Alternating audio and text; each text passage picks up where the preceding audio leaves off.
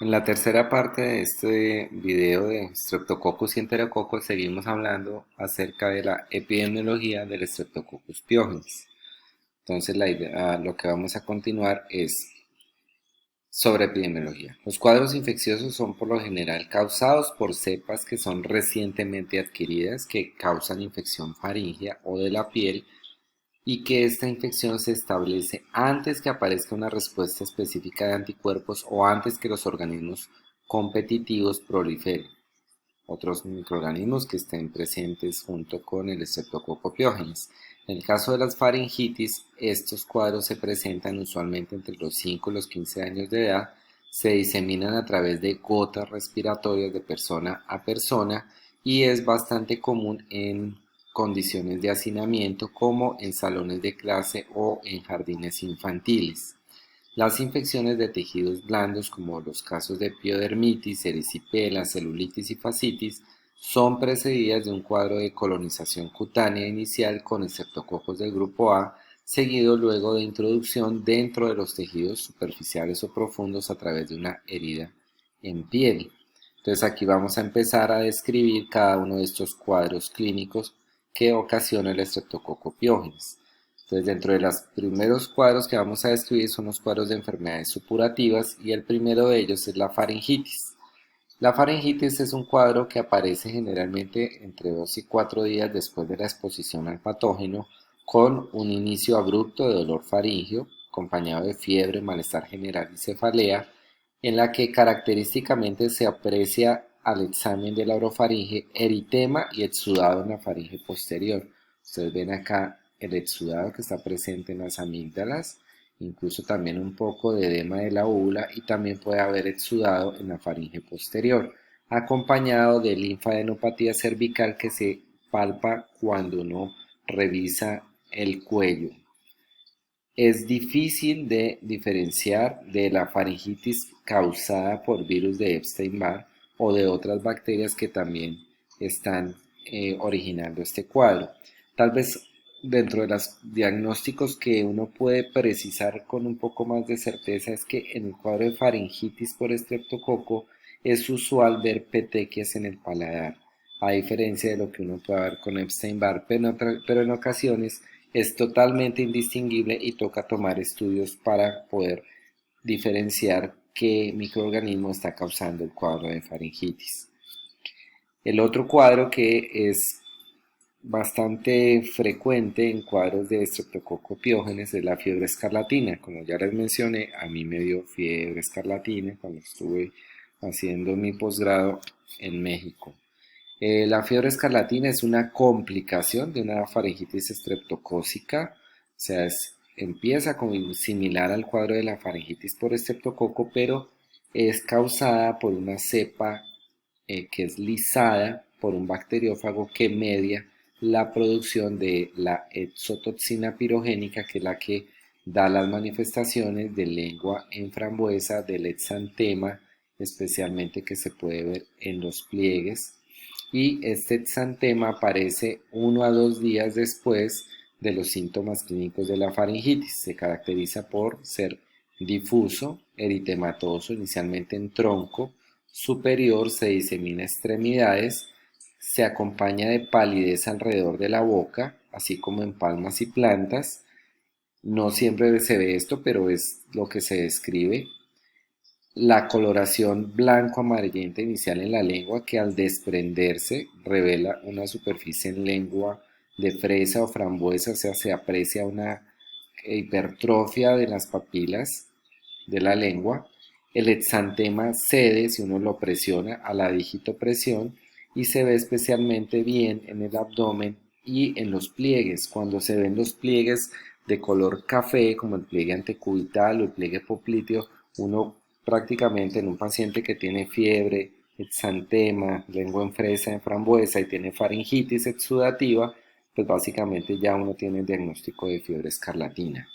Este exantema desaparece en los siguientes 5 a 7 días y es seguido por descamación en la capa superficial de la piel. Recuerdo también bien que a mí me dio edema de palmas de manos y también edema de pies y la descamación típica que aparece eh, a la semana, entre 5 y 7 días después del inicio del cuadro. Dentro de las complicaciones supurativas de este cuadro de fiebre escarlatina están el absceso periamigdalino y el absceso retrofaríngeo.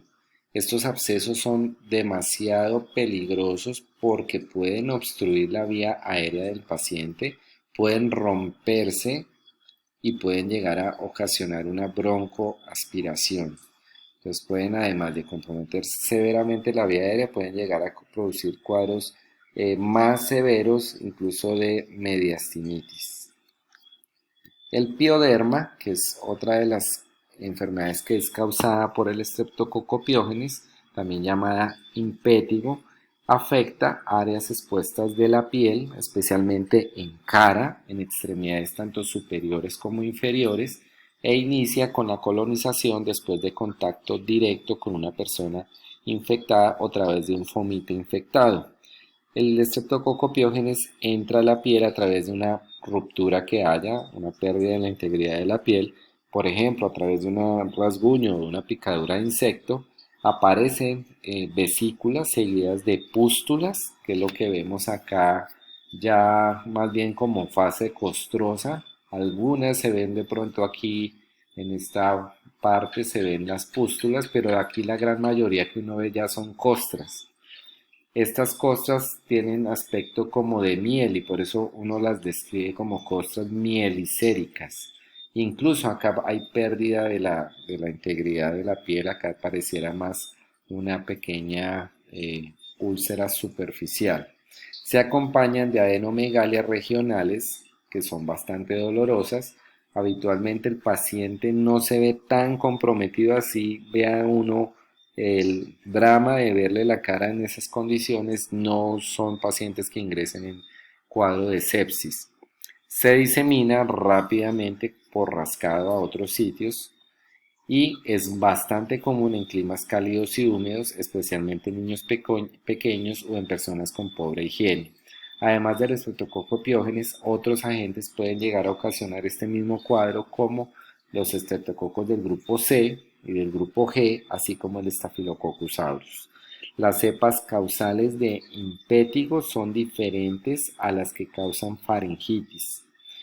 Esto también es importante tenerlo presente y los serotipos de impétigo que causan impétigo pueden colonizar la faringe y establecer el estado de portador persistente. La erisipela es otro tipo de infección que es causado por el Streptococcus pyogenes. Es una infección que, como ustedes ven, causa una inflamación que es bastante bien delimitada. Uno puede prácticamente trazar con un lápiz hasta dónde va el borde de la lesión. Esto es típico de la erisipela y es lo que lo hace diferente de la celulitis. En la celulitis los bordes no se ven claramente establecidos. Entonces se acompaña de dolor local, inflamación, adenomegalia regional. Entonces en este caso lo que uno va a ver es una adenomegalia a nivel inguinal y signos sistémicos. Este paciente sí luce mal, está con mucho dolor, está bastante febril, se ve comprometido. La piel, como ustedes ven, la piel que está afectada se ve bastante edematizada, se ve levantada. Esta es una enfermedad que es más común en pequeños niños y en adultos mayores y donde más ocurre es la cara, además de miembros inferiores. Incluso los datos actuales indican que es más común en miembros inferiores. Es una infección que está precedida por infecciones respiratorias o de piel causadas por el Streptococcus pyogenes. La celulitis es, digamos, el otro cuadro típico que puede dar el Streptococcus pyogenes, pero no es exclusivo del Streptococcus pyogenes. Hay celulitis que pueden ser causadas por diferentes microorganismos, como el Staphylococcus aureus o como otras bacterias en diferente tipo de pacientes. Habitualmente, por ejemplo, el diabético puede haber también celulitis o en alguna persona inmunocomprometida también puede haber celulitis y no necesariamente es por piógenes sino por cualquier otra bacteria. Es una infección que compromete piel y tejidos blandos profundos. Como ustedes ven acá, aunque uno pudiera ver en parte la delimitación, no es tan precisa como lo que uno ve en el cuadro de erisipela. Entonces hay áreas que están comprometidas, áreas menos comprometidas, pero uno no puede, así como lo hicimos con el caso de la erisipela, trazar una línea perfectamente definida. Hay inflamación local, hay signos sistémicos, también el paciente luce comprometido, le duele mucho, tiene fiebre y, como ya mencionamos, puede ser originada por diferentes microorganismos. El siguiente cuadro es el de la fascitis necrotizante. Este es un cuadro que es rápidamente progresivo, que en cuestión de horas puede pasar un paciente de este estado en el cual uno ve cambios inflamatorios similares a lo que uno ve en un cuadro de una celulitis, pero en menos de 24 horas, ya cuando este paciente lleva cirugía, ustedes ven acá la necrosis que presenta este tejido, se ve completamente desvitalizado. Entonces, la fascitis necrotizante afecta, obviamente, el tejido celular subcutáneo profundo, se disemina a lo largo de los planos de la fascia, lleva a destrucción muscular extensa, por eso se llama la bacteria come carne, e ingresa a la piel por una ruptura en la misma, puede ser un trauma, una pequeña cortadura, una infección viral, como por ejemplo casos de varicela, quemaduras o cirugías pueden llevar a la presencia de este tipo de cuadros clínicos. Inicia entonces, como ya vuelvo y menciono, como una celulitis, luego hay formación de bulas, de gangrena por la necrosis asociada a obstrucción al flujo sanguíneo y aparece obviamente en síntomas sistémicos que si no se controlan adecuadamente pues va a llevar a la muerte del paciente. Entonces es un cuadro se acompaña de gran toxicidad, de falla orgánica múltiple y de muerte. El tratamiento no solamente es antibiótico, obviamente requiere la remoción de todo el material necrótico para poder controlar el proceso infeccioso y estas cirugías tienen que ser hechas de urgencia. Ahora vamos a hablar un poco acerca del síndrome de choque tóxico que es causado por el estreptococo del grupo A. Hay otros cuadros de síndrome de choque tóxico que son causados por otros microorganismos como el Staphylococcus aureus.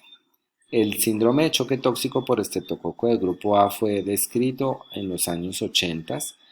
Inicia con una inflamación de los tejidos blandos en parte localizada, acompañada de gran dolor, de síntomas inespecíficos como fiebre, escalofrío, malestar general, náuseas, vómito, diarrea. Al principio es un cuadro, sí, como que le duele todo, se ve mal y el dolor va aumentando al igual que progresa la enfermedad hasta que llega al choque a falla orgánica múltiple. Como ya mencioné, el síndrome de choque tóxico por estafilococo se ve prácticamente igual.